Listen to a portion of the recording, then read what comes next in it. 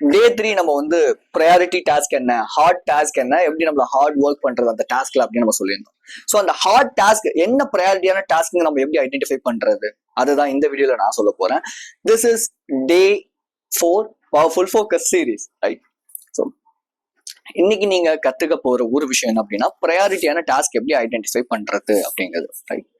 So இப்போ என்னை பொறுத்தவரை நான் சொல்றேன், நான் வந்து ஒரு இன்ஃப்ளூயன்சர் இல்லைன்னா வந்து ஒரு என்டர்பிரனர், ஓகேவா? ஒரு கோச்சிங் பிசினஸ் நான் வந்து பண்ணிட்டு இருக்கேன் ஃபோக்கஸுக்கு. ஸோ அப்போ நான் வந்து என்னோட ப்ரையாரிட்டியான டாஸ்க் என்ன, ஒன்று கோச்சிங்கோட ஃப்ரேம் ஒர்க்ஸ் பண்றது, ரெண்டாவது வீடியோஸ் எடுக்கிறது, தென் ஸ்கிரிப்ட் எழுதுறது. இது 3 தான். ஸோ இந்த மாதிரி நீங்க ஒர்க் பண்றீங்க அப்படின்னா உங்களோட ஒர்க்ல ப்ரையாரிட்டி என்ன அதை ஐடென்டிஃபை பண்ணுங்க. ஜஸ்ட் லிஸ்ட் டவுன் பண்ணுங்க, ரைட்? தென் உங்களோட கரியர்ல நீங்க என்ன பண்ணணும். இப்போ லெட்ஸ் சே நீங்க ஒரு டிஜிட்டல் மார்க்கெட்டர் ஆகணும்னா அதுக்கு என்ன ப்ரையாரிட்டியான டாஸ்க்? உட்காந்து சும்மா மற்றவங்களோட போஸ்ட் போய் பார்க்கறதா, இல்ல ஓகே நான் என்ன கிரியேட் பண்ணலாங்கிறத ஐடென்டிஃபை பண்றதா? Just list down. இதை நீங்க லிஸ்ட் டவுன் பண்ணும்போது உங்களுக்கு ஐடென்டிஃபை பண்ண முடியும்.